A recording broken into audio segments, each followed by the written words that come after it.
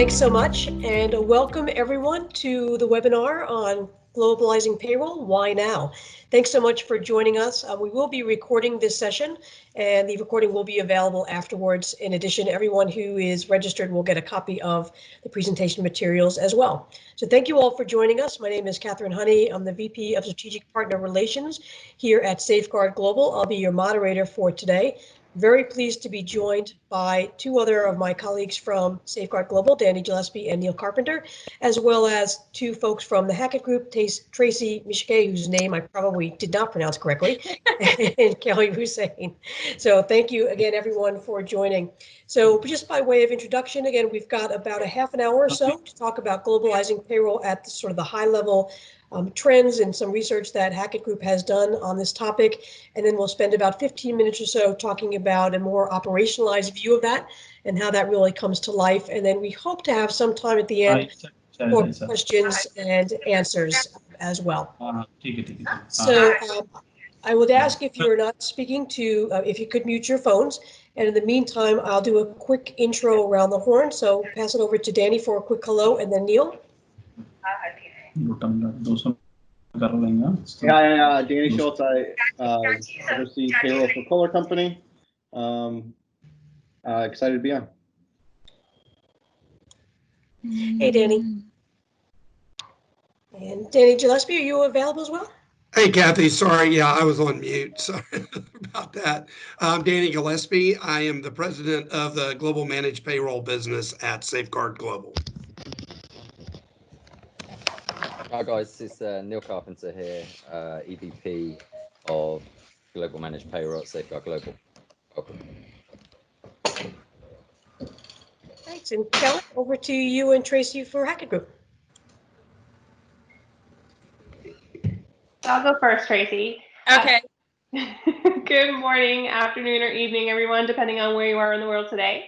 My name is Kelley Rousayne. I am with the Hackett Group. I am the Global Time to Pay Practice Advisory Leader. So our membership actually provides payroll advice to payroll process owners who have payroll issues, workforce management issues, or concerns that they're going through any type of improvement processes. So we like to provide our, intellectual capital, best practices, and we work with others to help increase and make their organization more transformed. Go ahead, over to you, Tracy. Hi, I'm Tracy Micciche, and Catherine, you were close. So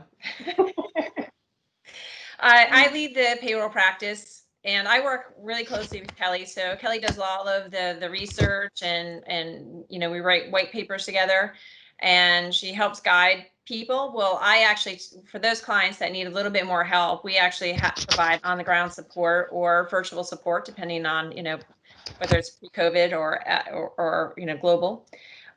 So we take all of those things, the best practices, and help you operationalize those and help you put them into your particular organization in a way that actually makes sense and something that can be sustained. So we don't just take the hypothetical, we actually put it into practice. Perfect. Thanks so much. And again, welcome everyone. And I'll turn it back to you guys for the presentation. Oops.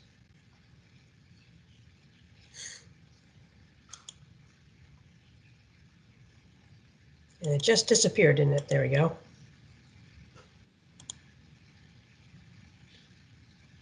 I think it's a challenge when you're starting to use new technology. Famous last words. I had it all queued up. There we go. There we go. Okay. You can go to the next slide. So one of the things that we've been looking at from a global payroll perspective is that over the years, there has been this idea of kind of globalizing payroll. But one of the problems that we've had is that the technology hasn't really been there to really do it, and very cost effective or very streamlined process. But we're starting to see a lot of changes in the marketplace, and we're starting to see a lot of things. The technology is starting to to be there so that we can actually implement the best practices that we had in our larger countries for our smaller countries. So some of the things that we're starting to see is that like being able to do robotics, use robotics to actually do Is now joining. to maintain the quality control and be able to make sure that your data sets are in alignment. So making sure that HCM and your payroll systems are aligned. Being able to do some quick analysis to make sure that all the data is clean and correct before we even start the payroll process. And one of the biggest issues that we've had on a globalized payroll process is that the data hasn't been clean. And so there's multiple iterations, which elongates the whole entire process. So I think that, leads us to the next thing, standardizing the data, being able to look at things and be able to analyze them. We've done a great job at using the data from a payroll perspective, but we'll talk a little bit about how do we move that data out so that we are using it not just within payroll, but throughout the organization to make better business decisions. I also think too, from a partner perspective. So every year I go through all of these partner presentations and I get to see all of the latest and greatest of what's going on. And one of the things that I've been really impressed with is the maturity of the payroll vendors and the things that they're putting in place, like being able to do more compliance, being able to do end-to-end automation. So these are things that are coming down. And also too, in some cases, using, more technology in the process to be able to identify errors and things like that. Go ahead, Kelley. Go to the next slide.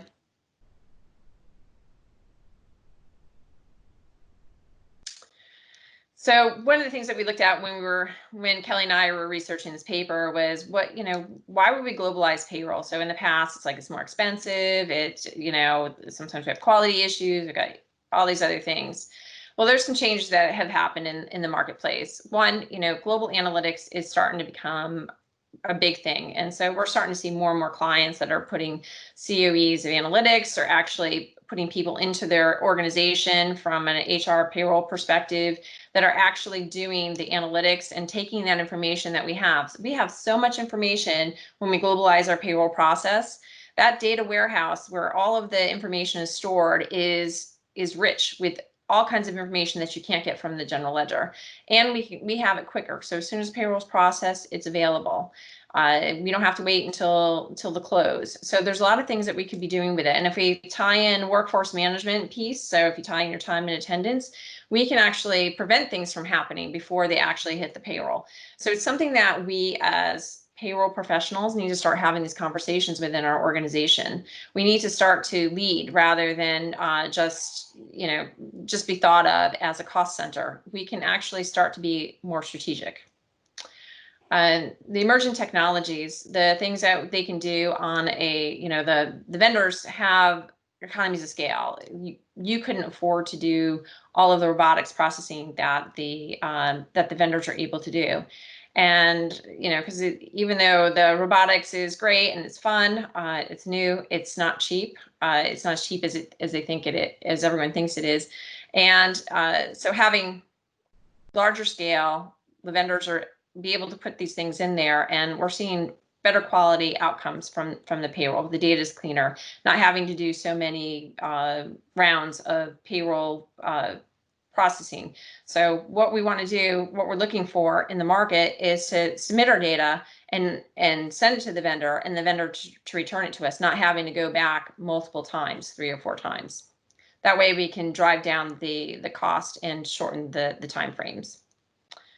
And I think that kind of leads into the improved process and performance. So if our data is clean, if we're not having to do multiple iterations, the end result is actually going to be much better.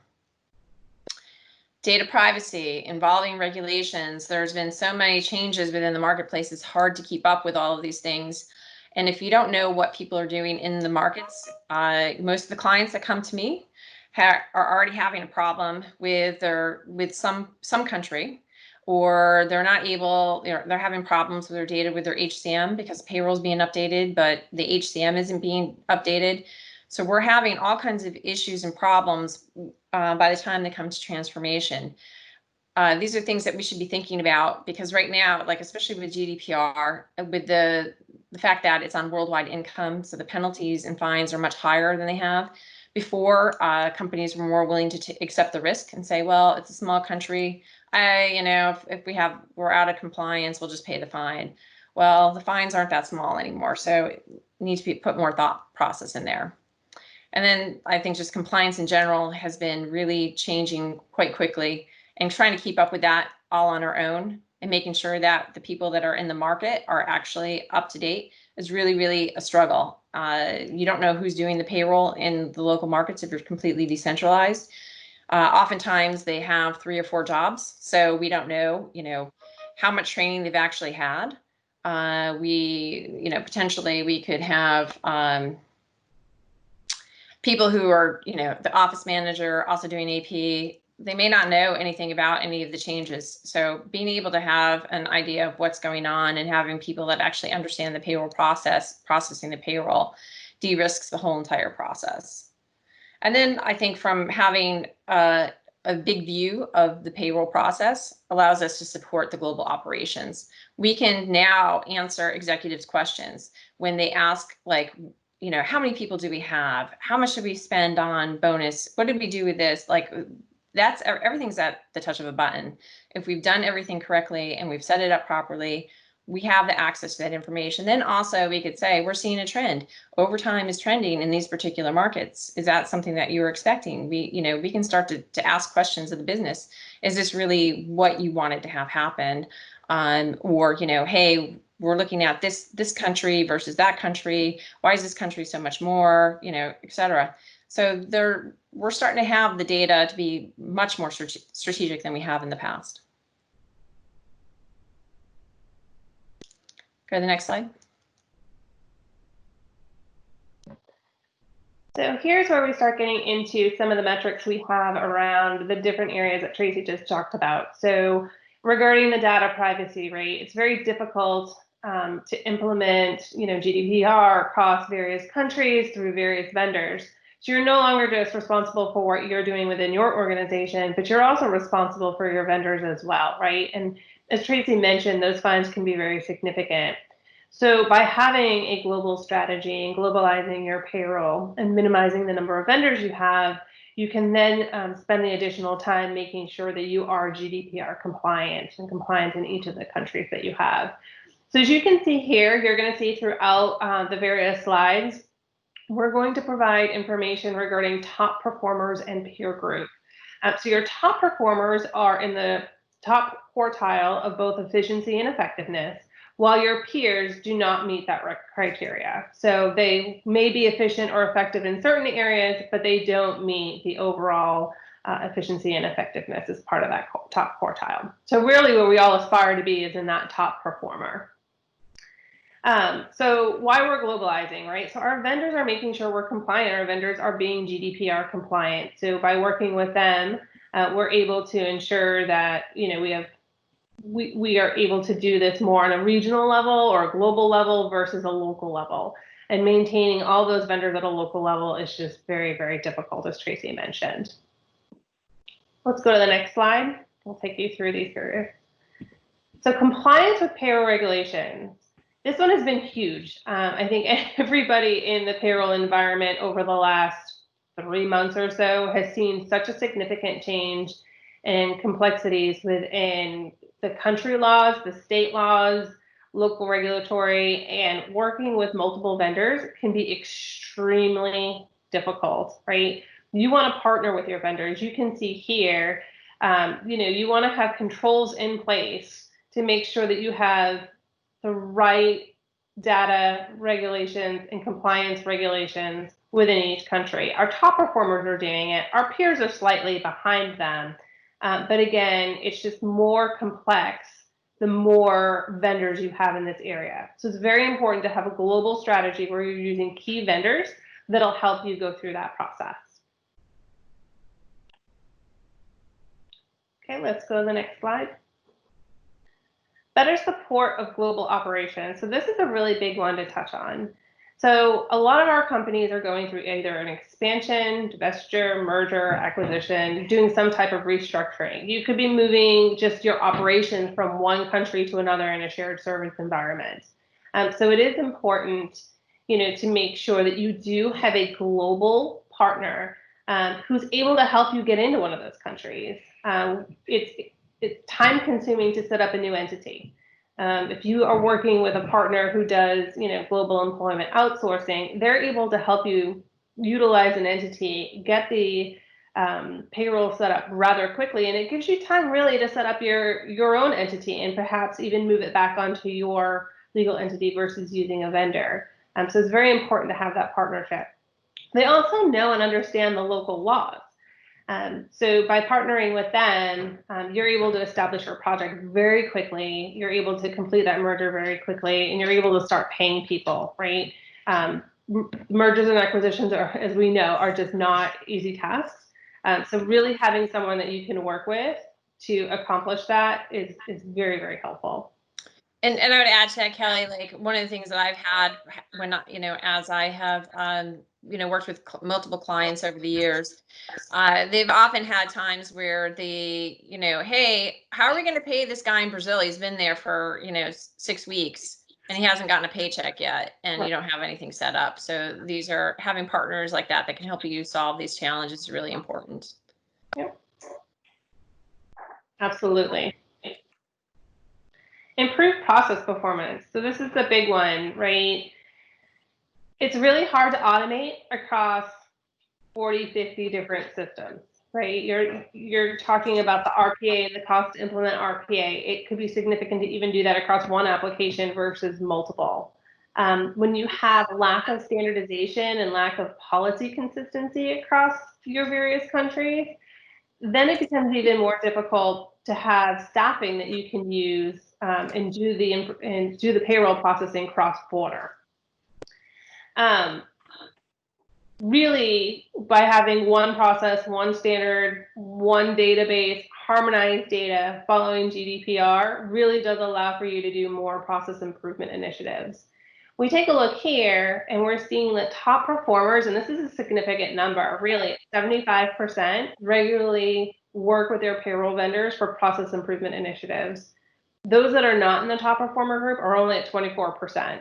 So what we're seeing is this growing need and this movement towards partnering with vendors, looking at your overall process and looking at ways to improve. And that's going to be through various forms of automation, RPA, workflows, employee self-service, and reporting.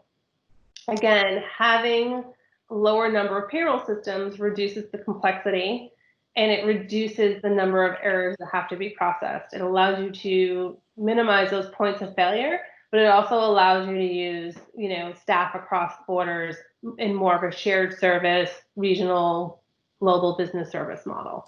I also think too that clients that actually take the time to do this, there's less points of failure, there's less requirements for training documentation, less requirements for just documentation in general, especially if you need to be SOX compliant.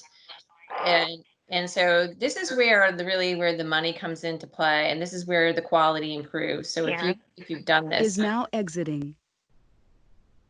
The quality of the payroll, by standardizing your processes, having the right control points, being able to control less points of failure, really makes this really actually takes you from pure to world class. Yep, absolutely. So I really like this slide. And so what this slide really shows is how top performers continue to outperform the peer group. Right, so what we're seeing is top performers are consistently leveraging best practices. And here we did give an example that they have 18% higher electronic distribution rate. But they are taking a look at their overall payroll strategy. They're creating a payroll strategy, obviously could be 2, 3, 5, 10 years out, right, the long-term goals. But they're really looking at putting in all of those different improvement initiatives, RPA, looking at what's best. And from there, they're able to see, because they're utilizing those best practices, they have a payroll strategy, they have harmonization across their different payroll platforms and their policies, they're able to perform with 2 times less the staff than a non-top performing organization that doesn't have a payroll strategy, that does not have a globalized payroll.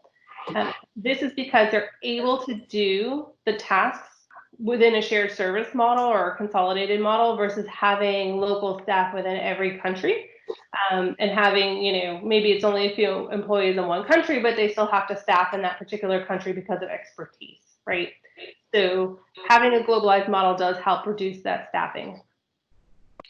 Because they also have consistency, they're able to be more responsive when they have inquiries or questions. So having a minimum number of platforms means that your staff knows and understands the ins and outs of that application. They can answer questions.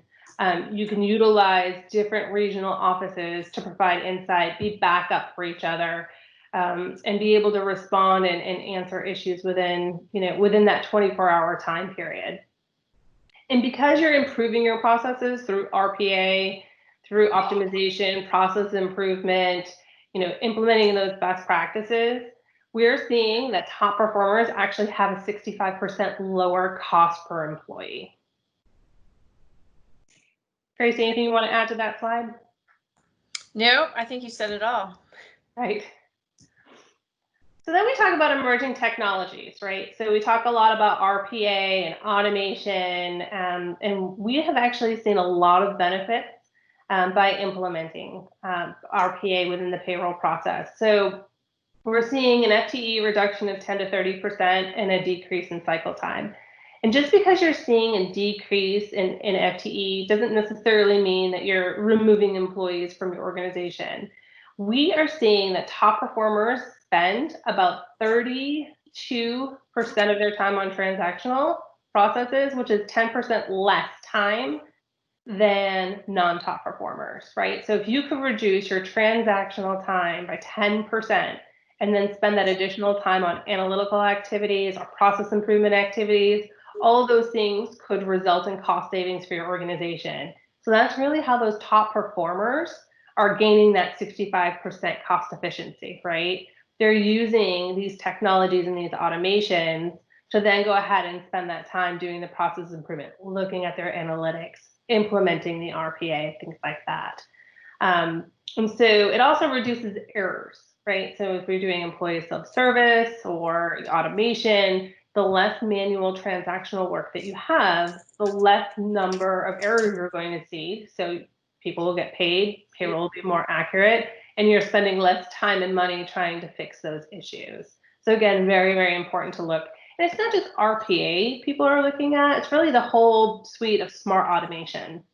We're seeing everybody look at, from workflows to employee self-service, OCR, all your data capture. We've got your RPA, we've got also some of the cognitive AI learning. And so we're seeing a lot of that smart technology starting to come into the payroll space as well. Yeah, we see a lot, like a lot of chat bots actually being used from, tier 1 support perspective. So helping answer like kind of those easier questions. The other thing too that I did want to point out is that when you go through the robotics process, one thing you don't want to do is automate a bad process. So this is not an excuse to keep a bad process. You should still be selective and really think about, do I really need to do this? Why am I doing this? Is this really adding value to the organization?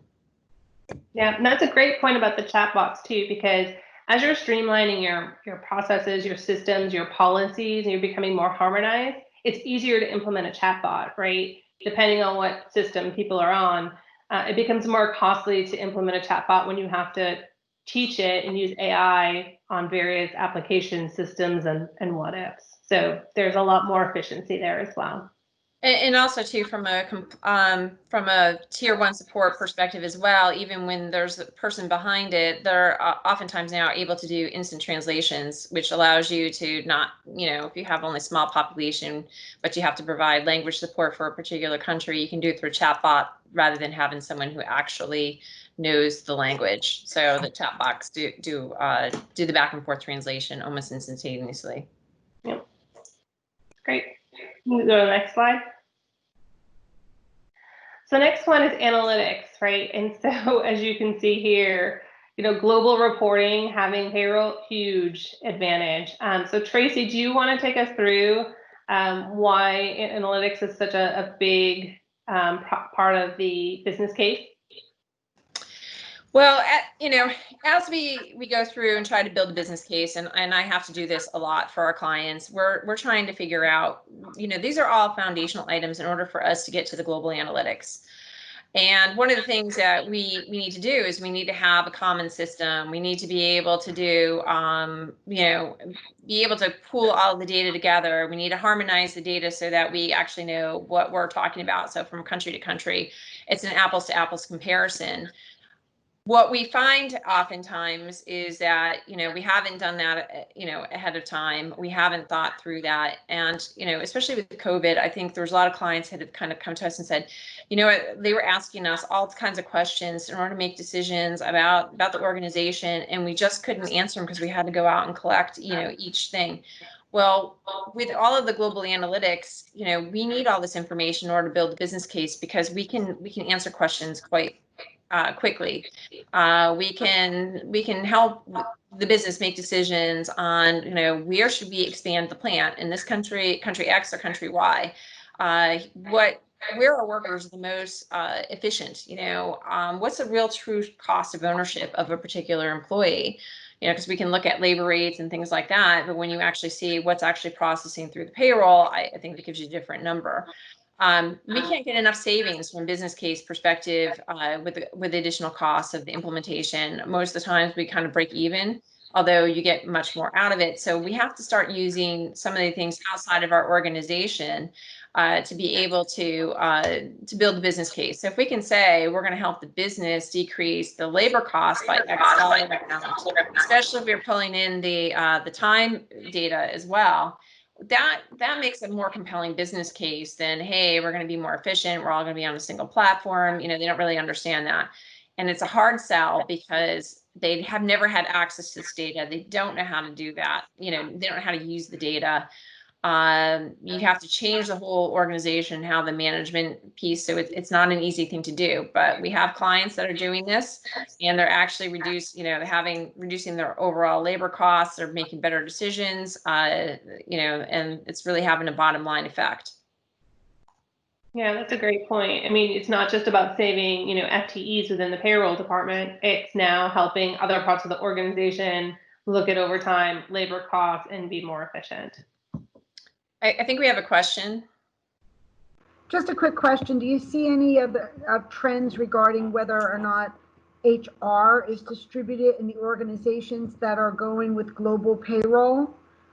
In other words, right now the relationship is really with HR in terms of local inquiries on payroll, the local HR folks. I thought your comments about chat box and translations was interesting, but just whether or not you have any insight into how the organization is otherwise structured.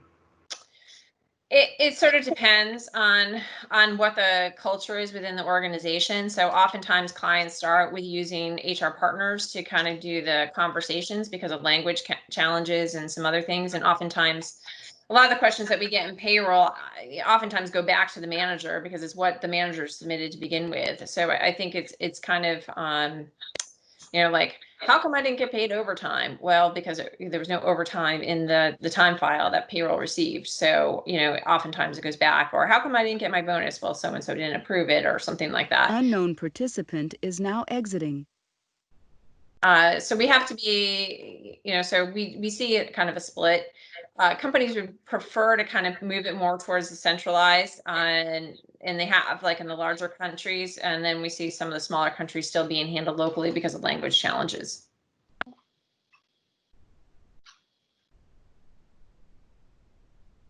Thank you.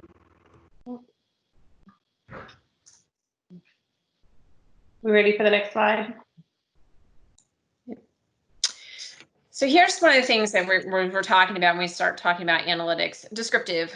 Payroll is really good with the descriptive and the diagnostic. So what happened and why did it happen? We use the analytics to run payroll operations. When something goes wrong, we know what happened and why it happened. Maybe not at that very second, it may take us a few days to figure it out, but we do this very, very well.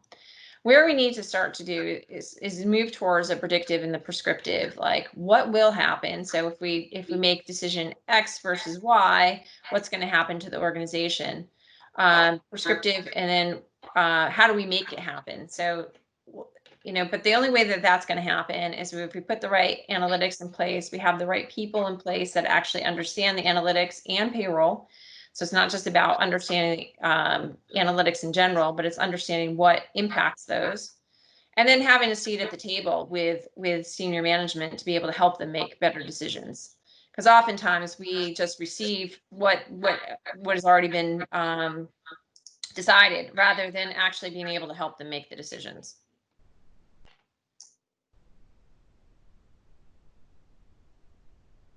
Kelley, do you have anything else? No, I think, just going into this next, slide, it's really about looking at your operations strategy, staffing. We're now looking at customer experience through the use of analytics and employee experience, right? And we take these particular questions and we can bring them right across from, the descriptive all the way to, predicting how we can increase or improve. So listing here is just really some of those questions that we would ask. We might ask, well, what's driving our overtime cost? But when we get to more prescriptive, predictive, we can say, well, what's causing them? Can we predict how much overtime we're going to have in the future so that we can either avoid it, or is some overtime good because we don't want to bring on additional staff because we see that the cost of hiring and paying benefits outweighs the cost of the overtime. So there's just a lot of different things that you can start taking a look at with your payroll data. And again, having a global strategy helps you build the foundation to be able to move towards this type of reporting and this type of thinking within the payroll organization. I agree.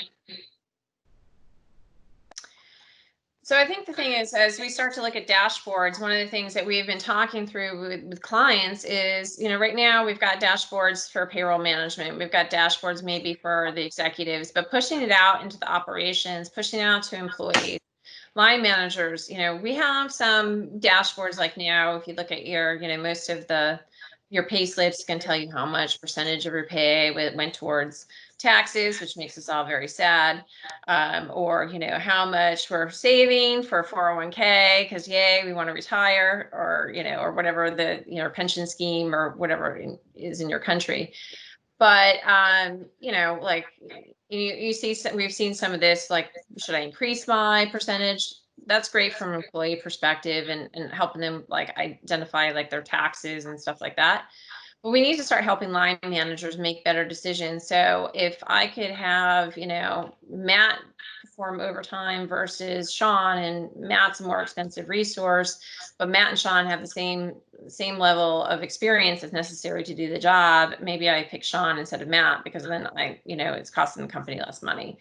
So these are the types of things that we would like to see line managers be able to make better business decisions, because that's the only way that we're going to get into that predictive thing, being proactive rather than reactive, reacting after the overtime is already hit rather than, before.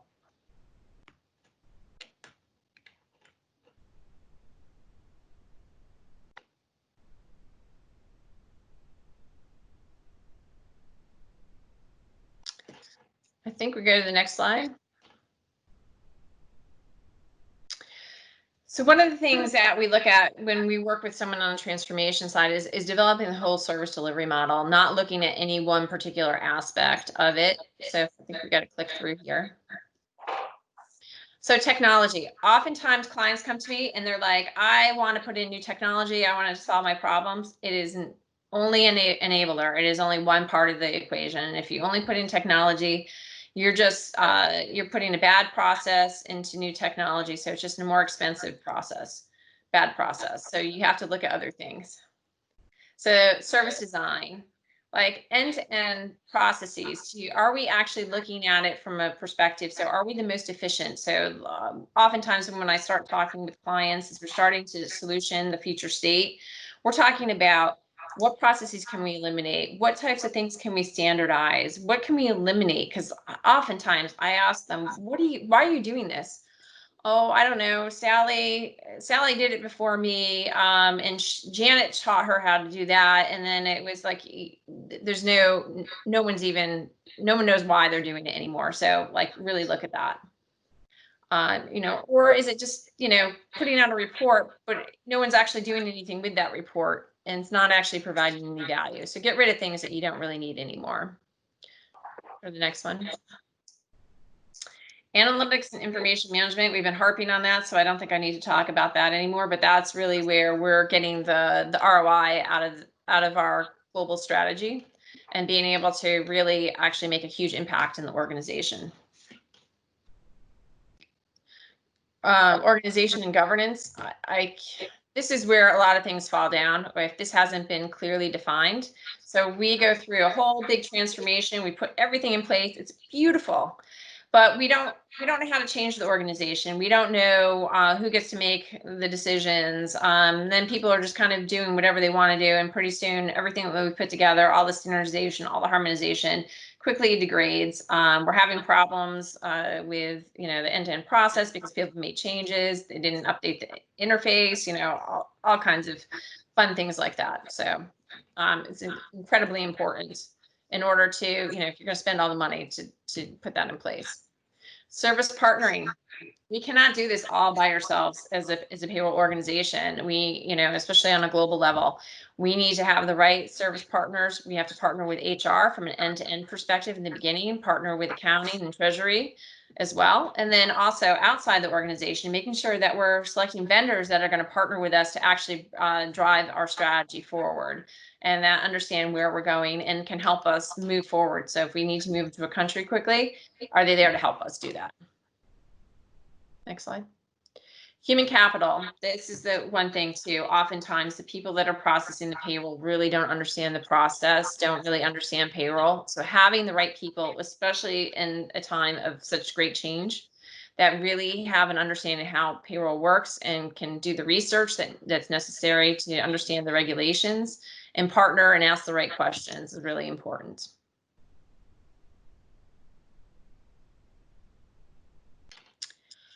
So I think go ahead. Here are the things that we have seen where clients have made mistakes. So make sure that you engage with a partner instead of trying to handle the process completely in-house. So make sure that you've thought through your strategy. You know what your system of record is going to be for each data point. You understand what's in the HCM system, what's in the payroll system, because oftentimes it's not a complete data set in the HCM system. Make sure you've really thought about what you're going to harmonize, looking at, do you have the right base in order to get to the end goal? So making sure that you have harmonized your earnings codes and deduction codes. So if you want to do analytics, you can do an apples to apples comparison. Understand what success means. So what are we really driving for? Because oftentimes on the global payrolls project, we're not driving towards necessarily reducing costs. We're actually enabling the business to make, with all these other things, we're able to move faster, quicker, and it's a foundational item. And so, if we promise all kinds of cost reductions and things like that, we're not likely to deliver. Define governance during the planning stage. So understand how you're going to keep this program together, who's going to have responsibility for what, when are you going to do it. Establishing data governance. Who owns what pieces of data is really important too, and how you're going to get that data from point A to point B. We're starting with the new hire process. Are we able to collect all the data that we need? Because oftentimes, HR is doing the onboarding, but they don't really care about the information that's necessary for payroll until the employee doesn't get paid. So making sure that we know who's collecting what data, how that process is going to work, and really making sure we know who owns what, because then oftentimes too, who's validating it. So I've had plenty of times when, data from the HCM system, no one's looked at it and it's bad. And, it's obviously affecting the quality of the payroll output. And they go, well, that's not my fault. That's not my job. So you need to make sure that somebody is looking at the data that's being processed. simplify and standardize on a global level. Like having all these little cute one-off processes are great when you're just in a single country, but they don't work on a global level. It's too hard to keep track of. It's too hard to document, and it's another point of failure. So making sure we do that is part of the process. And the last one, change management. Whew. People forget that this is really important and that we're changing a lot of things, and we're doing, you know, especially if you're start talking about doing line managers and giving them dashboards, they have to know how to use those dashboards and actually how to implement change, you know, change what they're doing in order to make that work so that we actually get the ROI that we expected from the business case.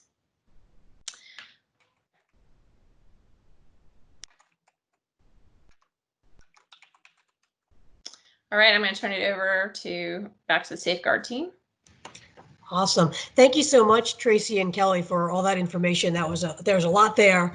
As you said, everybody will be getting a copy of these materials so they can reference it back, but appreciate that. Now I'd like to hand it over to Danny Gillespie and Neil Carpenter to talk a little bit about sort of operationalizing some of these concepts and what that actually means and looks like. So Danny, over to you. Great, thanks, Kathy, and thanks, Kelley and Tracy. That was a lot of great stuff to digest, and I want to thank all of you for taking time to be in our conversation today. Normally, I'd start the conversation with a question, but I felt like the current climate needs more of a confirming statement. So, Kathy, if you don't mind, you know, our business as usual is no longer business as usual. You know, you've all been on your own journeys toward global payroll solutions. And then in the middle of it, there's the impact of the pandemic. What I think it highlighted is that it requires more of an agile response to a rapidly changing environment. And that environment is already complex. Just as an example, in the first few weeks of the pandemic's impact, we produced about 70 communications regarding legislative and regulatory changes. And in doing so, we had to synthesize information from over 40 countries. And in some cases, we were getting as many as 20 changes per day as governments and agencies reacted to the impacts of the pandemic. All of this on top of just dealing with normal payroll processing. So what we're seeing is there's rapid shifts and focus in action, right? This pandemic has really exposed some gaps, both in companies' knowledge and in their abilities to react to it. You know, there's a mention earlier about the compliance with payroll regulations, which is a very complex environment in a normal case. I think somebody mentioned paying somebody in Brazil. Well, that's always fun on a good day. Gets much more challenging as things evolved. And then really, I think what's been highlighted is that accurate and timely information is needed, whether it's tactical reporting at a country level or it's global analytics to look at the overall workforce and understand the potential impacts. But all that combined really leads us down the pathway that a truly worldwide shift is underway in global payroll. So, you know, we view that as a new standard for success that's out there. The industry has evolved. You're all on your own unique journey. And in that, we all need a combination of knowledge and agility. So at Safeguard, we view payday as happy day. It should be a happy day for everybody, right? It means we've got a complete compliant payroll cycle. Everybody gets paid correctly and on time. Authority filings are complete. Authority payments have been made. And everybody has all the data and information that they need at their fingertips. So Kathy, if you'll go to the next slide. You know, in doing that, what we've learned is that technology alone can't do it all. And I think some of that was highlighted during the earlier presentation. It's a critical component. It requires a lot of clean data. It requires good technical infrastructure. And one of the things that we found is that as we start working on RPA, it highlights even further the need for cleanliness of data and of the cleanliness of business processes. But also, on top of that, you've got to have the solution with your partners that have the capability and infrastructure to enable it. This will allow a company to get from the descriptive diagnostic steps into the predictive and prescriptive. Global analytics help provide the information, but that needs to be synthesized into knowledge. And one of the things we've really learned as the industry has evolved and our company has is that there is no one size fits all solution. It's a combination of technology, local knowledge, consultation, and working with everyone on their own unique journey. So, so that does beg a question. How do you get there?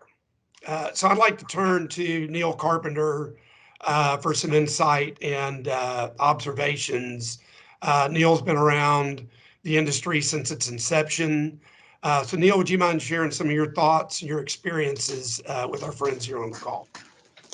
Yeah, absolutely. Thank you, Danny. Hey guys. So yeah, I have been here for about in the industry for about 15 years, and probably take you on a bit of a memory lane journey. When we first started out in this industry, organizations, there's lots of ERP applications, and organizations were primarily just looking for, hey, can you help me pay people in France, Germany, Singapore? As years went by, people then were looking for more consolidation, and then they were looking for more payment services. And then as time evolved, they were really looking for consolidated reporting. And as Kelley and Tracy mentioned, the emergence of technology has really changed the game in relation to how payroll can really be strategic for an organization from a full life cycle, from HR, payroll, and finance. So, some of those challenges are still prevalent today, and we do see a lot of customers still with those challenges. But take these issues of lack of consistency, lack of harmonized data, lack of visibility, and bring them together in a disciplined approach. We're seeing organizations looking for a provider that have expertise in data, process management, and delivering compliance globally, which is more needed in this current environment than ever before. But to Tracy and Kelley's point as well, the emergence of technology, the RPA, the AI components, we're definitely seeing a lot more streamlined opportunity for organizations that haven't gone through that transformation yet, and giving you the insight into your workforce, which is really important in today's world, understanding the operational expenses, so you can make decisions about your workforce and be strategic for the organization. Having said that, technology is important, but we believe that service is everything. Technology is the enabler, but service and partnership and support is the key to any transformation. So companies like Safeguard Managed Compliance and Total Workforce costs across the globe. And by doing so, we minimize your risk and giving you economies of scale. And we do this by managing your highest expense, making you more strategic in your business and impacting your bottom line.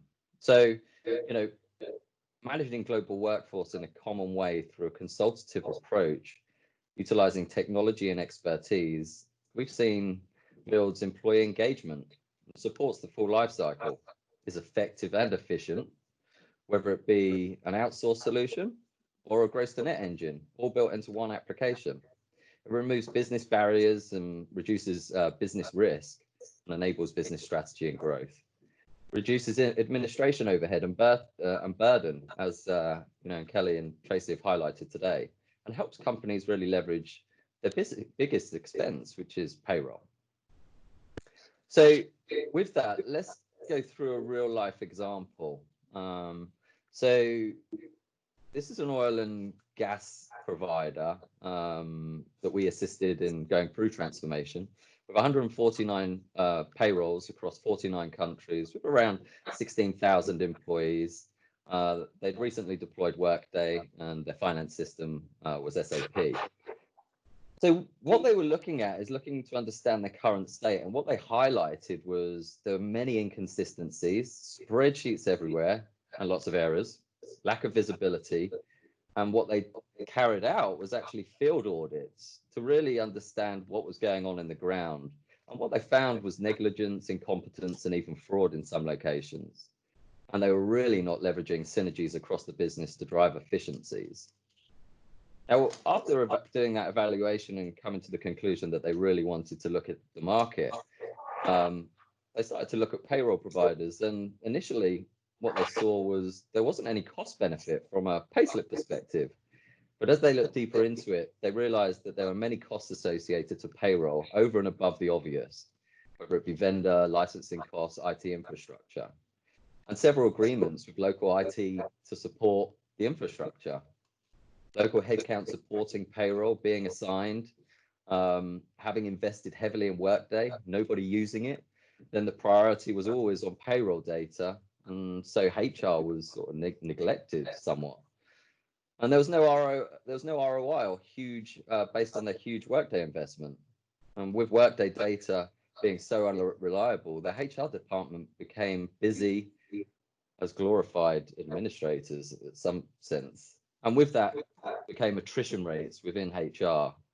Up to 35% of where the HR team wanted to be strategic, but were really just moving paper and becoming the administrators to support the operation that they already had. With that, they had lack of credibility. So by going through this process, what did they find by selecting ourselves? Well, they standardized their process and relevant controls in place. They leverage economies of scale, and they centralized payroll and HR support. And they had continuous audits with the help of our analytics, and identified areas to move headcount out of high cost areas and centralizing where possible to provide lower cost areas. Simple processes to reconcile HR, payroll, and their finance data. And what they achieved by going through this process, they maximized efficiency across HR and payroll, sustainable attention to the quality of Workday data, consistent, reliable reporting. They had a 60% user adoption rate that went high 90s, which obviously removed the administration burden within the HR business. They reduced their payroll incidents and audit findings, gained a huge amount of credibility within the business, and now that organization is seen as a critical function and not just administrators. Payroll and payroll accounting was centralized. Global visibility of all payroll analytics at a granular level was completely harmonized, and continuous audit functions established. And by doing that, they were able to make strategic decisions based on their payroll analytics. And actually, by the removal of all the inconsistencies that they had and the lack of technology and harmonization, they actually saw a sufficient reduction in their payroll costs of up to 50%. I'm going to hand you back to Danny to provide some closing remarks. Yeah, I think what we want to make sure to communicate is that as you're all going through your journey, right, there are a lot of different aspects that you have to focus on and that you need to have information related to those topics. In many cases, we see, the ROI question comes up. There's been investment in an HCM, but we're still not quite seeing all of the usage and all of the benefit. We've invested all this money in infrastructure, yet we still have a bunch of localized resources and we still have challenges at the local level. There's inconsistent reporting, formats. I can't get a common GL. You call this one thing, we call it another. There's this emergence now of even more unknown compliance risks. So just as you think you've gotten yourself compliant with the current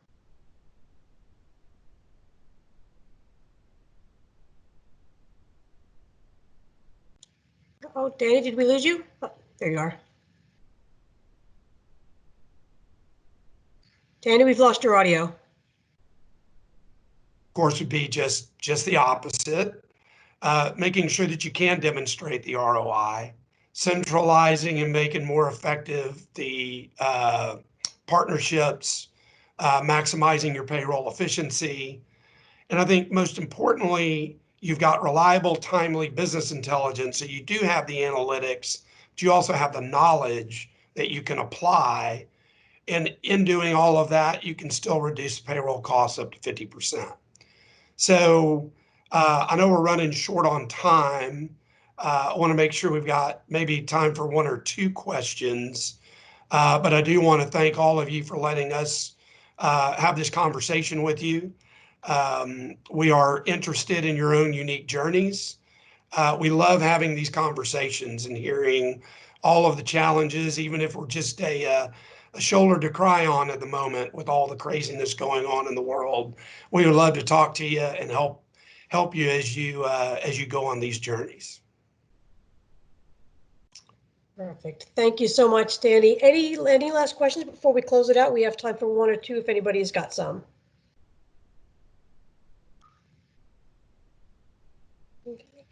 If not, as we mentioned, of course, as I speak for Danny and Neil from the Safeguard side, and of course, Kelley and Tracy from the Hackett Group, we would all love to have these conversations and continue just even informally chatting and sharing ideas and stories. That's what makes this profession so strong. On behalf of everyone, again, thank you so much for joining us. We will send everybody a copy of these materials. And if you have any questions or comments, definitely feel free to reach out. Tracy and Kelley, any last comments from you guys? I would just say we love doing these types of things, and it's always great to share our knowledge with others. Yes, thank you for the opportunity. Greatly appreciate it. Great.